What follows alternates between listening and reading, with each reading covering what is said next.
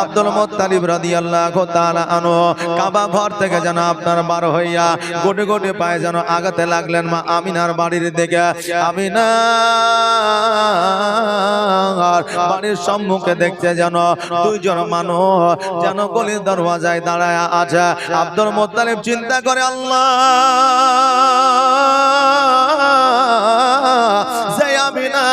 রাদিয়াল্লাহু তাআলা আনহা আমি জানা কেউ নাই, তার স্বামী জগতের মধ্যে নাই।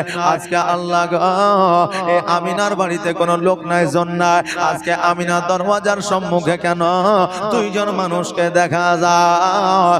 আল্লাহ গো এরা কারা, এদের পরিচয়টা কি আমার তো জানা নাই। আব্দুল মুত্তালিব গুটি গুটি পায়ে গেলেন। যাওয়ার পরে ওই আল্লাহর বান্দাকে জিজ্ঞাসা করে, শোনো গো আজকে আমিনার বাড়ির দরওয়াজায় তোমরা দাঁড়ায় আছো, কারণটা কি? তারা দুইজন বলে, আব্দুল মুত্তালিব আজকে আমরা হলাম আমার দয়ার নবী মায়ার নবী সাল্লাল্লাহু তাআলা আলাইহি ওয়াসাল্লামের আমরা সিকিউরিটি, আমরা হলাম দারোয়ান, আমরা জগতের কোনো মানুষ নয়, আমরা হলো আল্লাহর ফেরেশতা। জোরে বলেন সুবহানাল্লাহ।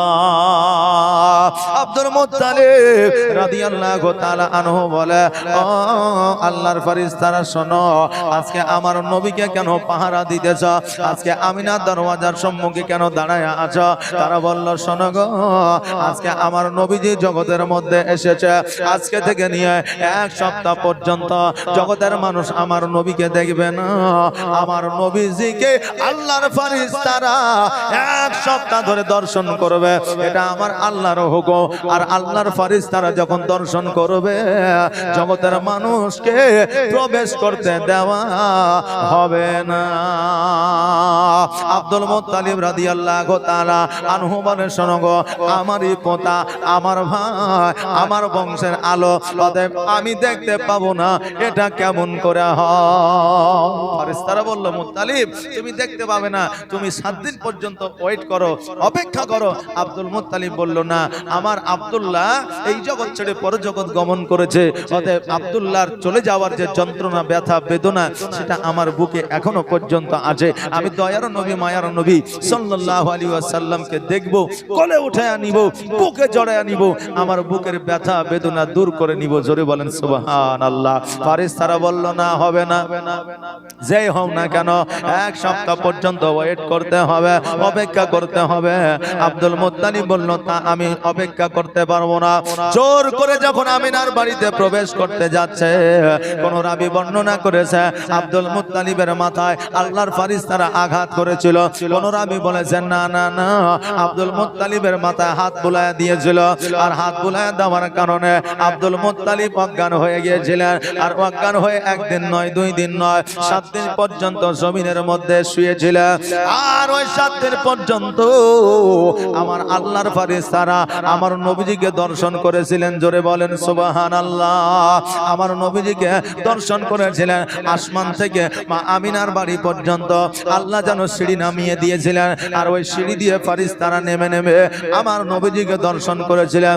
আর পড়েছিলেন, মুস্তাফা জান রহমত পে লাখো সালাম, আসসালাতু ওয়াসসালামু আলাইকা ইয়া রাসূলুল্লাহ, আসসালাতু ওয়াসসালামু আলাইকা ইয়া হাবিবাল্লাহ।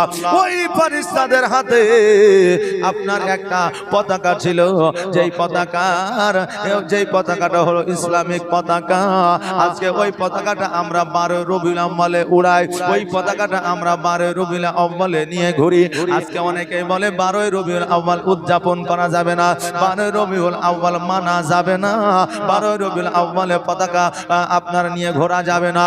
আমি তাদেরকে বলবো, শোনো গো আজকে এই 570 খ্রিস্টাব্দ 12 রবিউল আউয়াল আমরা জগতের মানুষ তো দূরের কথা, আল্লাহর ফেরেশতারা পর্যন্ত মানিয়েছে। আসমান থেকে জমিন পর্যন্ত আমার আমিনার বাড়িতে এসেছে, আর আমার নবীর শানে তারাও নারা লাগিয়েছে। ও বাবা যে আজকে ওই পতাকাটা দুনিয়ার কোনো মানুষের দেওয়া না, ওই পতাকাটা আমার আল্লাহ দিয়েছে, মা আমিনার বাড়িতে আপনার গেড়ে দিয়েছে। আর ওই মা আমিনার বাড়িতে পতাকাটা যেই দিন থেকে এসেছে সেই দিন থেকে ইসলামিক পতাকা হয়ে গিয়েছে। জোরে বলেন সুবহানাল্লাহ।